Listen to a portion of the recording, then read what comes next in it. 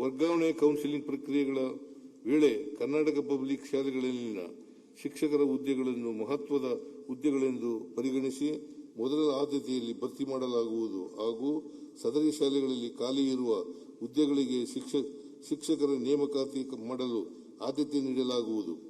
ಸರ್ಕಾರಿ ಶಾಲೆಗಳ ಬಲವರ್ಧನೆಗಾಗಿ ವಿಶೇಷವಾಗಿ ದಾಖಲಾತಿ ಪ್ರಮಾಣ ಮತ್ತು ಕಲಿಕೆಯ ಫಲಿತಾಂಶಗಳನ್ನು ಹೆಚ್ಚಿಸಲು ನಮ್ಮ ಸರ್ಕಾರ ಬದ್ಧವಾಗಿದೆ. ಈಗಾಗಲೇ 1ರಿಂದ 10ನೇ ತರಗತಿಯವರೆಗೆ ಸರ್ಕಾರಿ ಶಾಲಾ ವಿದ್ಯಾರ್ಥಿಗಳಿಗೆ ಉಚಿತ ಪಠ್ಯಪುಸ್ತಕಗಳನ್ನು ವಿತರಿಸಲಾಗುತ್ತಿದೆ. 26-27ನೇ ಸಾಲಿನಿಂದ ವಿದ್ಯಾ ವಿಕಾಸ್ ಯೋಜನೆಯಡಿ ಪೂರ್ವ ಪ್ರಾಥಮಿಕ ವಿದ್ಯಾರ್ಥಿಗಳಿಗೆ ಚಟುವಟಿಕೆಗಳಿಗೆ ಪುಸ್ತಕಗಳನ್ನು 1ರಿಂದ 10ನೇ ತರಗತಿಯವರೆಗೆ ಮೌಲ್ಯ ಶಿಕ್ಷಣ ಪುಸ್ತಕಗಳನ್ನು ಮತ್ತು ಪದವಿ ಪೂರ್ವ ವಿದ್ಯಾರ್ಥಿಗಳಿಗೆ ಪಠ್ಯಪುಸ್ತಕಗಳನ್ನು ಉಚಿತವಾಗಿ ನೀಡಲಾಗುವುದು. ಸರ್ಕಾರಿ ಪ್ರಾಥಮಿಕ ಮತ್ತು ಪ್ರೌಢಶಾಲೆಗಳು ಮತ್ತು ಪದವಿ ಪೂರ್ವ ಕಾಲೇಜುಗಳಲ್ಲಿ ಹೊಸ ಕೊಠಡಿ ನಿರ್ಮಾಣ ಮತ್ತು ಕಾರ್ಯಗಳಿಗೆ 565 ಕೋಟಿ ರೂಗಳು, ಶೌಚಾಲಯ ನಿರ್ಮಾಣಕ್ಕಾಗಿ 75 ಕೋಟಿ ರೂಗಳು ಹಾಗೂ ಶಾಲೆಗಳಿಗೆ ಪೀಠೋಪಕರಣಗಳನ್ನು ಖರೀದಿಸಲು 25 ಕೋಟಿ ರೂಗಳ ಅನುದಾನವನ್ನು ಒದಗಿಸಲಾಗುವುದು. ಸರ್ಕಾರಿ ಪ್ರಾಥಮಿಕ ಪ್ರೌಢಶಾಲೆಗಳು ಮತ್ತು ಪದವಿ ಪೂರ್ವ ಕಾಲೇಜುಗಳು ನಿರ್ವಹಣೆಗಾಗಿ 125 ಕೋಟಿ ರೂಗಳ ಅನುದಾನವನ್ನು ಒದಗಿಸಲಾಗುವುದು. ಸದರಿ ಅನುದಾನವನ್ನು ಶಾಲಾ ಹಾಗೂ ಕಾಲೇಜು ಅಭಿವೃದ್ಧಿ ಸಮಿತಿಗಳಿಗೆ ನೇರವಾಗಿ ವರ್ಗಾಯಿಸಲಾಗುವುದು. ಸರ್ಕಾರಿ ಪ್ರಾಥಮಿಕ ಶಾಲೆಗಳಲ್ಲಿ ದ್ವಿಭಾಷಾ ತರಗತಿಗಳನ್ನು ಜಾರಿಗೊಳಿಸಲು ಪ್ರಾಥಮಿಕ ಶಾಲಾ ಶಿಕ್ಷಕರ ಸಾಮರ್ಥ್ಯ ವೃದ್ಧಿಗಾಗಿ ಇಂಗ್ಲಿಷ್ ಭಾಷಾ ತರಬೇತಿ ಕಾರ್ಯಕ್ರಮಗಳನ್ನು 24 ಕೋಟಿ ರು ವೆಚ್ಚದಲ್ಲಿ ಹಮ್ಮಿಕೊಳ್ಳಲಾಗುವುದು. ಐಐಟಿ ಧಾರವಾಡದ ಸಹಯೋಗದೊಂದಿಗೆ 8ರಿಂದ 12ನೇ ತರಗತಿಯವರೆಗೆ ವಿದ್ಯಾಭ್ಯಾಸ ಮಾಡುತ್ತಿರುವ ಸುಮಾರು 12.28 ಲಕ್ಷ ವಿದ್ಯಾರ್ಥಿಗಳಿಗೆ ಅಂದಾಜು 5 ಕೋಟಿ ರೂಗಳ ವೆಚ್ಚದಲ್ಲಿ ಕಲಿಕಾ ಪ್ರಕ್ರಿಯೆಯಲ್ಲಿ ಆರ್ಟಿಫಿಷಿಯಲ್ ಇಂಟೆಲಿಜೆನ್ಸ್ ತಂತ್ರಜ್ಞಾನವನ್ನು ಅಳವಡಿಸಿಕೊಂಡು ವೈಯಕ್ತಿಕ ಸ್ವಯಂ ಕಲಿಕಾ ಡಿಜಿಟಲ್ ಟ್ಯೂಟರ್ ಸೌಲಭ್ಯವನ್ನು ಒದಗಿಸಲಾಗುವುದು. 26-27ನೇ ಸಾಲಿನಲ್ಲಿ ಶಾಲಾ ಕಾಲೇಜುಗಳಲ್ಲಿ ಖಾಲಿ ಇರುವ 15,000 ಬೋಧಕ ಹುದ್ದೆಗಳನ್ನು ಭರ್ತಿ ಮಾಡಲಾಗುವುದು.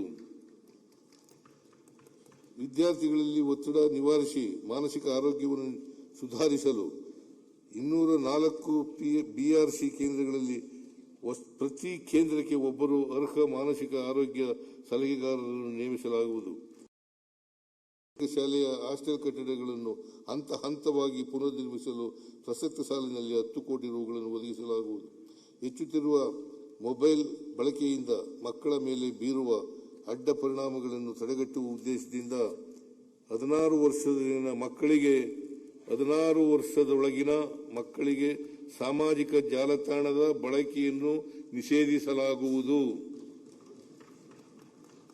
ವಿದ್ಯಾರ್ಥಿಗಳ ಆರೋಗ್ಯ, ಭವಿಷ್ಯ ಮತ್ತು ವ್ಯಕ್ತಿತ್ವ ರೂಪಿಸುವ ಸ್ಥಳವಾಗಿರುವ ಶಾಲಾ ಕಾಲೇಜುಗಳು ಮತ್ತು ವಿಶ್ವವಿದ್ಯಾಲಯಗಳಲ್ಲಿ ಮಾದಕ ವಸ್ತುಗಳ ಬಳಕೆಯನ್ನು ತಡೆಯಲು ವಿದ್ಯಾರ್ಥಿಗಳಿಗೆ ಶಿಕ್ಷಣ ಮತ್ತು ಜಾಗೃತಿ ಕಾರ್ಯಕ್ರಮ, ಕಠಿಣ ನಿಯಮ ಹಾಗೂ ಸಹಾಯ ಕೇಂದ್ರಗಳ ಮೂಲಕ ಮಾದಕ ವಸ್ತುಗಳ ಮೇಲೆ ಕಟ್ಟುನಿಟ್ಟಿನ ನಿರ್ಬಂಧ ಹೇರಲಾಗುವುದು. ನೀವು ಸಣ್ಣ ಆಗ್ಬೇಕಲ್ವಾ? ಅದು ಒಂದು ಉತ್ತಮ ಆಹಾರದಿಂದ ಸಣ್ಣ ಆಗ್ಬೇಕಲ್ವಾ? ಪ್ರತಿದಿನ ನಮ್ಮ ಜೀನಿ ಸ್ಲಿಮ್ ನ ಯೂಸ್ ಮಾಡಿ ಯಾವುದೇ ಸೈಡ್ ಎಫೆಕ್ಟ್ ಇಲ್ದಂಗೆ ನೀವು ಸಣ್ಣ ಆಗ್ತೀರಾ. Karnataka TV leader awards 2025 best ಯುವ ನಾಯಕ ನಾಮಿನೇಷನ್ ಮಧ್ಯ ಹಾಗೂ ಕರಾವಳಿ ಕರ್ನಾಟಕ ವಿಭಾಗ. ಬಿವಿ ಶ್ರೀನಿವಾಸ್, ಮಾಜಿ ರಾಷ್ಟ್ರೀಯ ಅಧ್ಯಕ್ಷ ಯೂತ್ ಕಾಂಗ್ರೆಸ್. ವಿನಯ್ ಕುಮಾರ್ ಜೆಬಿ, ಯುವ ನಾಯಕ ದಾವಣಗೆರೆ. ರಘು ಚಂದನ್, ಬಿಜೆಪಿ ಯುವ ನಾಯಕ ಚಿತ್ರದುರ್ಗ. ನಂದನ್ ಮಲ್ಯ, ಯುವ ಮೋರ್ಚಾ ಜಿಲ್ಲಾಧ್ಯಕ್ಷ ದಕ್ಷಿಣ ಕನ್ನಡ.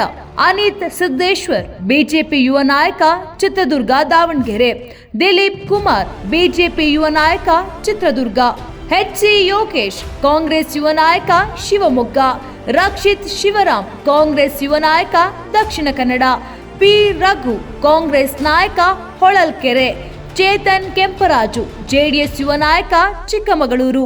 ಸತೀಶ್ ಗೌಡ, ಜೆಡಿಎಸ್ ಯುವ ನಾಯಕ ಹಿರಿಯೂರು. ಕಾರೆಹಳ್ಳಿ ಉಲ್ಲಾಸ್, ಜಿಲ್ಲಾಧ್ಯಕ್ಷ youth Congress Chitradurga. Karnataka TV WhatsApp channel ಮೂಲಕ ವೋಟ್ ಮಾಡಿ ಹಾಗೂ ಇವರಲ್ಲಿ ಬೆಸ್ಟ್ ನಾಯಕ ಯಾರು ಕಮೆಂಟ್ ಮಾಡಿ.